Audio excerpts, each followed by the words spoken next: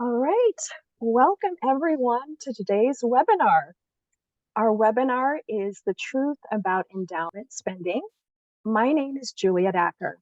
I am the Program Director for Endowment Marketing at the Episcopal Church Foundation's Endowment Management Program. Today we have a great webinar for you. We have some wonderful speakers who will share some valuable information for you. This is the first webinar in a two-part series on endowment structure. You will receive more information about the next webinar this summer. Before we start, I just want to go over a few housekeeping issues. This webinar is being recorded, and we will send the recording to you along with a resource later today. Time permitting, we will answer some questions after the presentation. So please, please, please put your questions in the Q&A box. There is a Q&A box just below. It has a little icon for conversation. It says Q&A. So please put those questions there so that we can gather them and answer them at the end of the presentation. All right, let's meet our speakers. Joining us today, we have Karsten Sirk, who is ECF's Director of Endowment Management, and Ann Richardson. Ann is the Senior Program Director for Investor Relations in ECF's Endowment Management Program. They both bring a wealth of knowledge and experience in endowment management, and today they'll be talking about endowment structure. All right, without further ado, Karsten, I hand the webinar over to you. Thank you, Juliet. Good afternoon, everybody. We are very glad that you are joining us today. As Juliet mentioned, this is a webinar on endowment spending intended for any and all Episcopal organizations. Ann and I have some short remarks to provide an overview of some tricky spots in endowment spending where we have learned that there can be some misconceptions. We will, as Juliet mentioned, send the slides and recording afterwards. We are always, of course, also happy to talk directly with any of you. I'm going to start right here. When you talk about endowment spending, or when you hear about endowment spending at your church, do you hear any of these words and phrases? Income only, last year, at my old church. We certainly hear all of these and more as we talk with Episcopal churches all over the country. So today, our hope is to help you be ready when you also hear these comments at your church. Here is a little bit of context before we start. The Episcopal Church Foundation, or ECF, is a nonprofit that works only with Episcopal organizations. Our endowment management program has been in place for about 25 years. We have worked with hundreds of churches and now manage well over $500 million in assets. Today, during this webinar, we are going to refer to churches for convenience, but we also work with Episcopal dioceses, schools, and other organizations. We help with all endowment matters, including investing, but also endowment structure, governance, and giving. In all of this work, the most frequent questions that we get relate to spending. And as you know, the whole purpose of an endowment is to provide funds, money, to do something. And that something is to carry out your mission. And the idea is that you want your endowment to enable your mission both today and tomorrow. You want to use some of it now and you want to save some for the future. We'll come back to that idea of today and tomorrow because it is at the heart of many spending decisions. I will note that the second most frequent set of questions we get relate to restrictions, and restrictions may directly impact spending. So it's all really about spending. but we'll get to restrictions in a moment. So why do we get so many questions about spending? 3 reasons we see. Church leaders, and that could be an endowment or investment committee, could be a vestry, it could be the rector. Church leaders might be confused. That certainly is easy enough. Endowments are not straightforward. Church records are not always perfectly clear, and over time, there have been some changes in law and best practices. Church leaders might disagree. I am sure that's no surprise. We just think of those as temporary differences of opinion.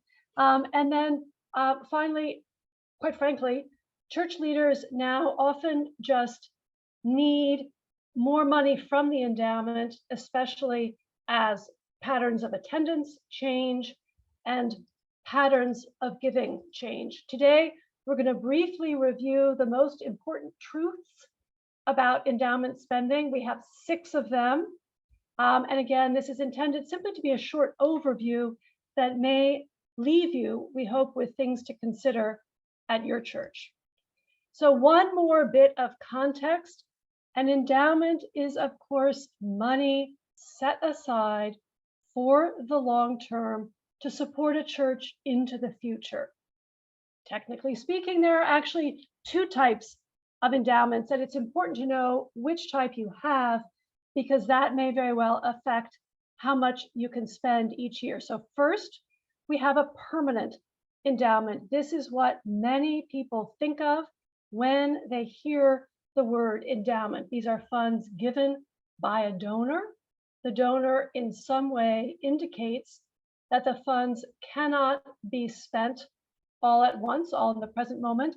And by law, these gifts must be invested prudently and spent prudently. By contrast, we have a quasi-endowment, sometimes called funds functioning as an endowment. These are funds that the vestry sets aside for the long term. Perhaps the funds come from a general gift to the church or some other sort of lump sum payment.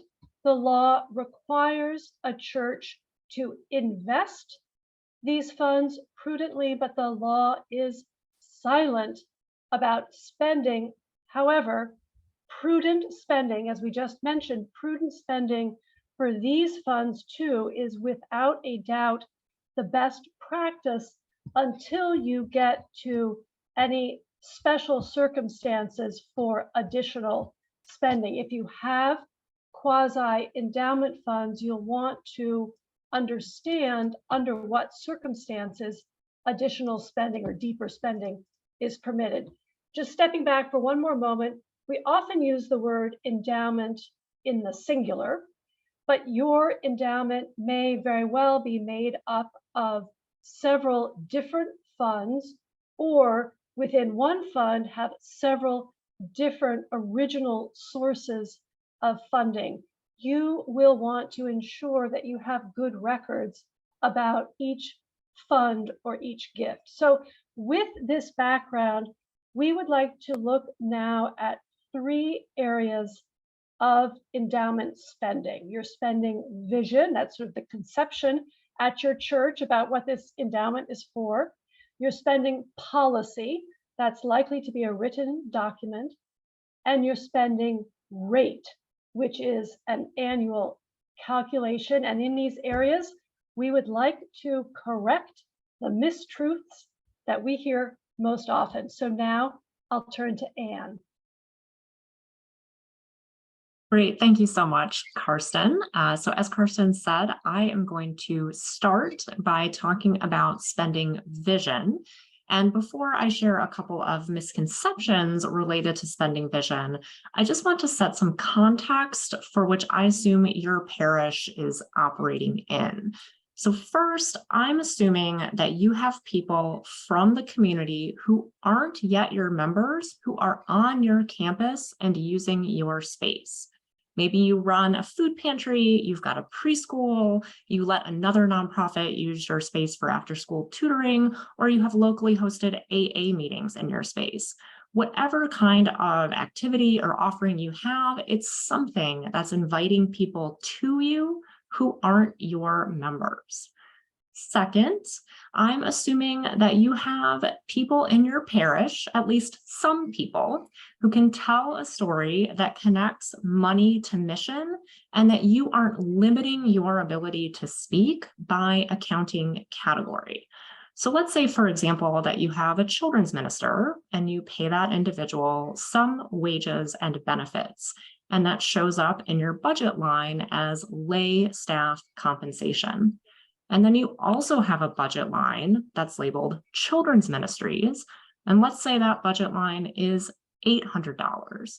What that really represents is what's available for your children's minister to spend on Sunday school materials, art supplies, snacks, and all the other wonderful items that go into building a program for children's formation. That is, of course, correct accounting practice to have these two separate buckets for lay staff compensation and children's ministries. But if the only way that you can think or talk about children's ministries at your church is to say that you spend $800 on it, then you have some work to do to connect your money and your budget to what it enables.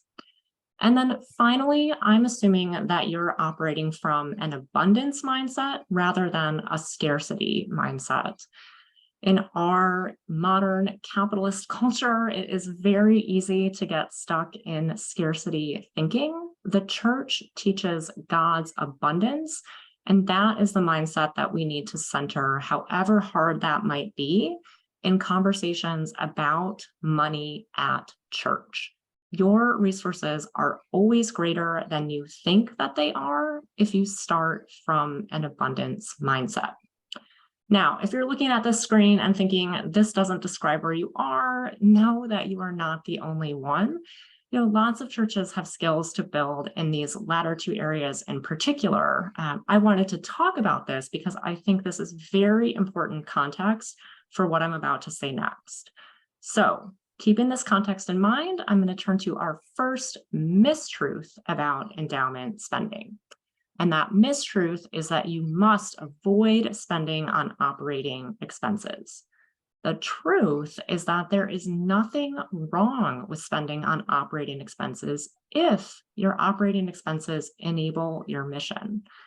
We know that compensation and space are the two largest categories of spending for pretty much every organization out there, whether you're talking about a church or another type of nonprofit or a for-profit business. You don't need to be ashamed of spending on compensation or space. What you do need to be able to do is to talk about how spending on those things enables your mission. And this is the missing connection for many. Why do you bother to pay that electric bill? How come you employ a music director? When you answer these questions, you're beginning to get at explaining what spending on staff and space makes possible connected to your mission and ministry. Now, of course, I have to offer a caveat here. If you've accepted a gift where the use of that gift is restricted to music, then you need to spend that gift on music-related expenses. But if you have unrestricted funds, there's no reason to avoid spending on operating expenses if you can connect your operations to your mission and ministry. I think of all the mistruths that we're covering today, we know that this one could be the source of differences of opinion or potentially tension at the church. And we are here to help guide our clients through discussions on this topic with the goal of helping you get to a comfortable place within your context. Our second mistruth related to spending vision is that you should avoid any spending at all so that you can grow the endowment. The truth is that an endowment is a commitment to both the present and the future. When you have an endowment, you're tasked with finding a way to balance today and tomorrow, as Karsten said earlier. Generally, donors are making an endowment gift because they want to provide funds to support your work into the future, with some funds being available every year to create the unique stability that endowments can provide. So if you are not spending at all from your endowments, why is that? Now, sometimes what we hear is that a church just received its first donor designated gift to create an endowment, and as generous as that gift is, it is perhaps somewhat small. I would say in that situation, your donor has presented you not only with a gift, but also with an assignment, which is to seek additional gifts to help the endowment grow more quickly to a size where you would feel comfortable making a distribution.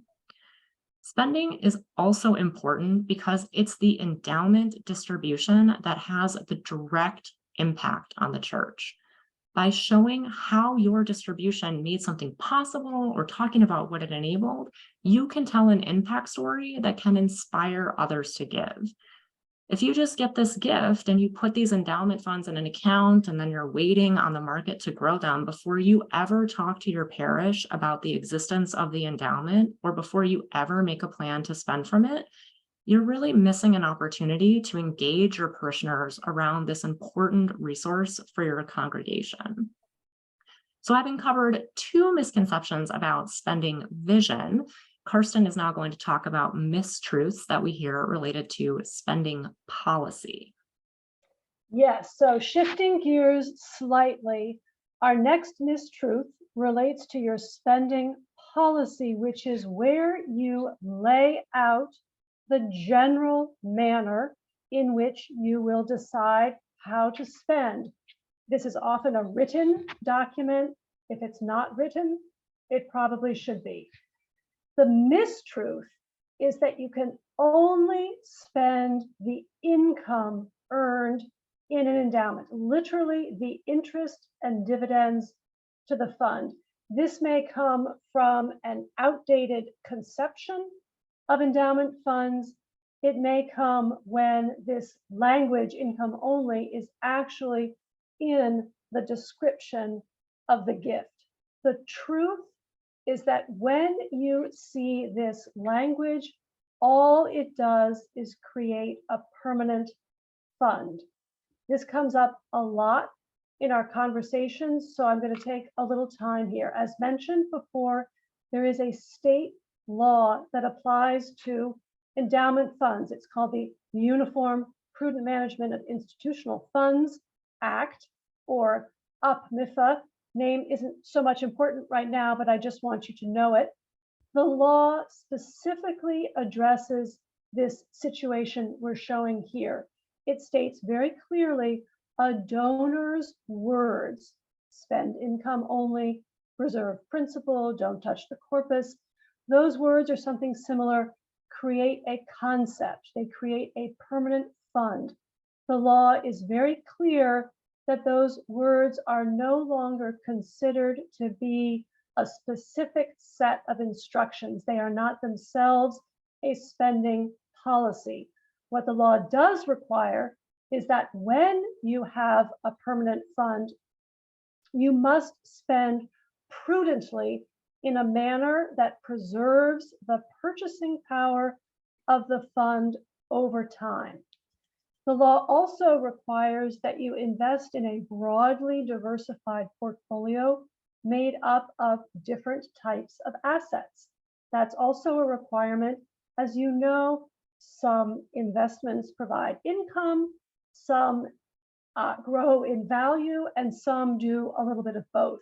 When you spend, you can spend from both of these sources of return, both income and appreciation. This is the total return to the portfolio. And in a moment, we will cover how to do that.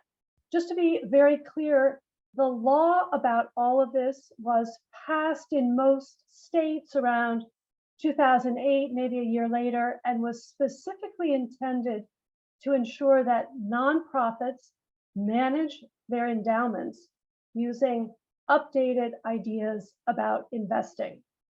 Yet many old funds at churches include this income only language, and in fact, some new ones do also. So your responsibility as a church leader is to see those words. They are telling you something. Discuss what those words mean today. That's what we have just covered here. Reach consensus in your committee about that meaning, and then if needed, document that in the minutes of your meeting. Income only means this donor has created a perpetual fund, etc. And we will spend according to the law that governs perpetual funds. At ECF, we spend a lot of time on this. It can be hard for those accustomed to another view, but it's essential to understand. Otherwise, you may not invest appropriately for the long term. You might exclude growth assets, for example, or you might shortchange the church by not spending in any year as much as you could. So turning to the next slide, here is another mistruth that might be part of your spending policy. We just covered the idea that total return matters. The mistruth now is that only total return matters. And the truth is actually that other factors matter also, because again, your goal is to preserve the purchasing power of a pot of money well into the future. So to do that, you must look at total return, plus you need to look at these other factors also. Again, that same law requires you to consider them. Interestingly, I think these factors are both economic and organizational. So look at total return, review current and forecasted economic conditions, and certainly consider inflation, very much, of course, on everybody's mind this year, but also look at organizational issues. What is your mission? How acute are the needs you serve? What reserves can you draw on to sustain your mission in the face of either increased need or a market downturn? And what do your governing documents require? You want to be sure you follow those. And if they aren't up to date, then best to update them to make sure you're in compliance. When you establish your spending policy, you may wish to name these items specifically. And again, total return is likely to be your dominant factor, but not the only one. The outcome is that you do have some wiggle room. Spending to a degree is an art and not a science, because spending is in service of your mission. That said, we are going to give you some pretty concrete spending guidelines, and for that, I'm going to turn back to Anne. Great, thanks, Karsten. So our final two misconceptions are related to spending rate.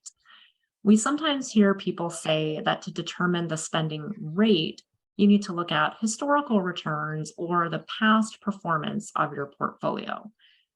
Actually, setting your spending rate requires considering expected returns or returns in the future, plus all those other factors that Karsten just outlined. Expected returns are based on projections for your investment portfolio over a longer time horizon, usually 10 years, and your investment manager should be able to provide them to you. ECF does have projections available for our endowment management clients. Importantly, when you determine a prudent spending rate, you are, here are these words again, seeking to balance today and tomorrow. Expected returns will be reduced by inflation, so long-term inflation expectations need to figure into your discussions. And of course, fees and expenses for the portfolio also reduce returns. We help clients with information on these numbers so that they have a basis for determining a prudent percentage. And remember that each time you make a determination about distribution from a permanent endowment, you should document how you have considered all the factors outlined in the law. And these are, as Karsten said, not only things to which you can assign a number and calculate in an equation, like expected returns minus inflation expectations minus fees, but also things like general economic conditions and other organizational resources. Maybe during good economic times, you decide to spend less from the endowment so that during difficult economic times, when the church's outreach is even more needed, you have more resources. That's not something that you're going to put in an equation about spending, but it is something that you can talk about as a committee and document in your minutes. Our final mistruth of today is that once you've determined your rate, you are not setting it and forgetting it. The truth is that you set the rate for a period of time. ECF recommends that your spending policy indicate that the amount available for distribution will be determined annually.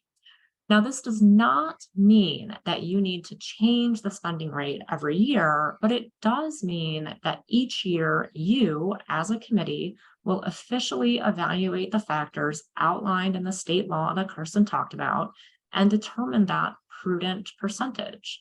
The economic environment changes, return expectations change, your organization changes.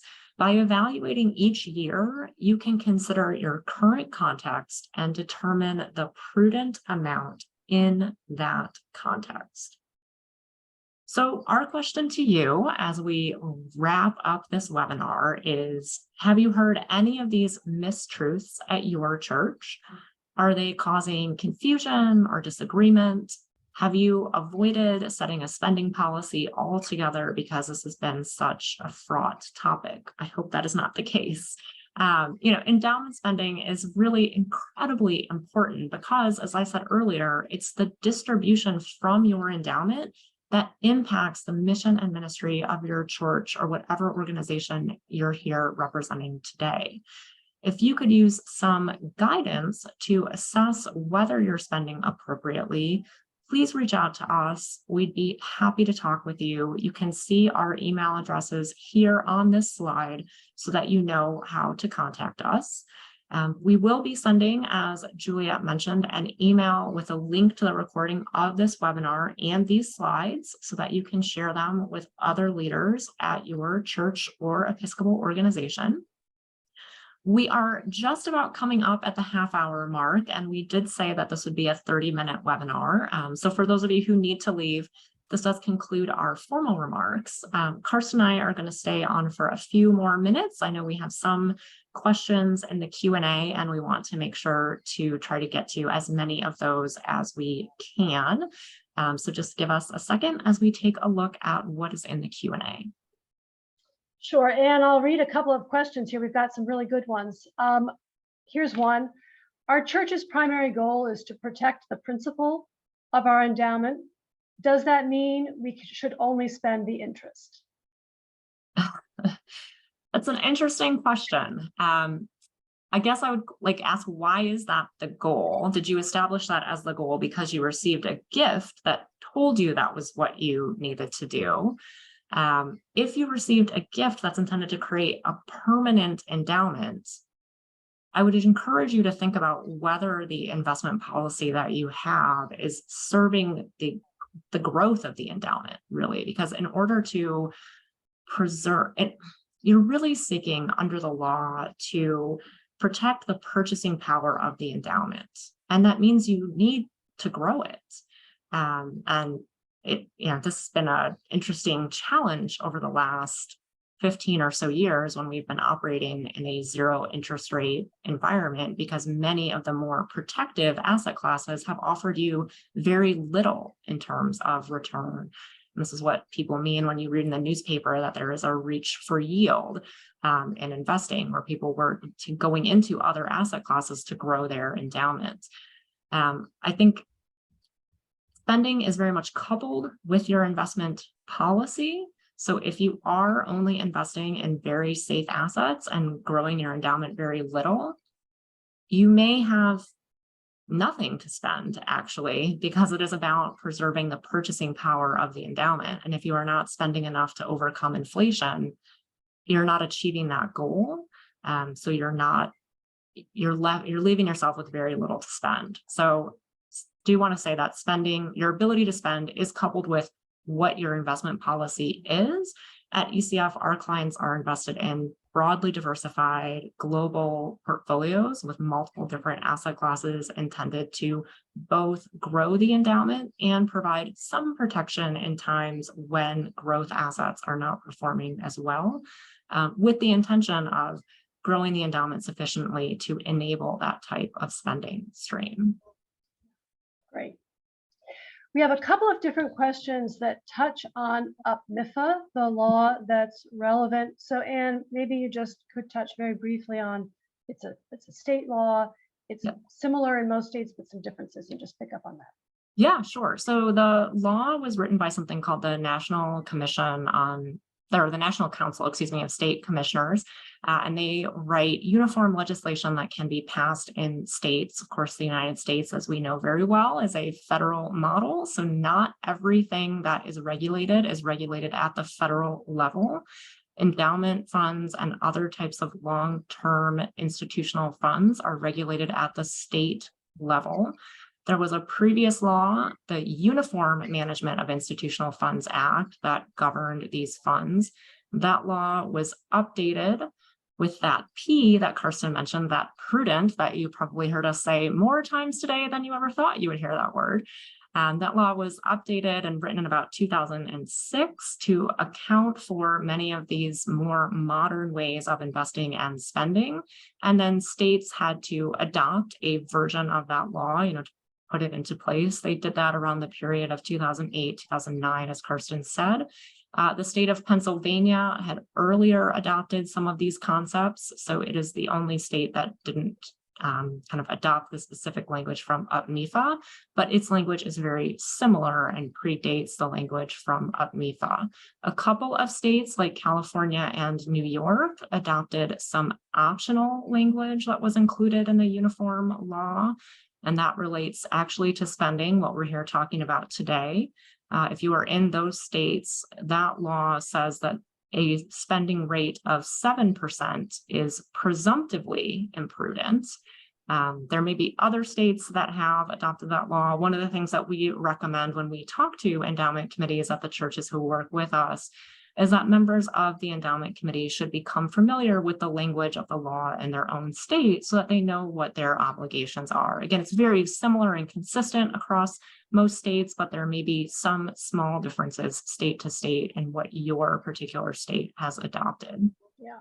And I'll just follow on that. If you'd like the specific citation to include, for example, in your own policies, which we recommend, you'd have to look at what it is for your state. It's gonna be specifically located in your state code. We've got a couple questions here that relate to the idea of a permanent endowment versus a quasi. And just, Anne, if you could give just a very brief elaboration on the question really is, aren't all endowments permanent? True endowments, permanent endowments are permanent. Quasi endowments, pretty darn close to permanent, but almost not quite. So close. If you could just explain that a little bit more.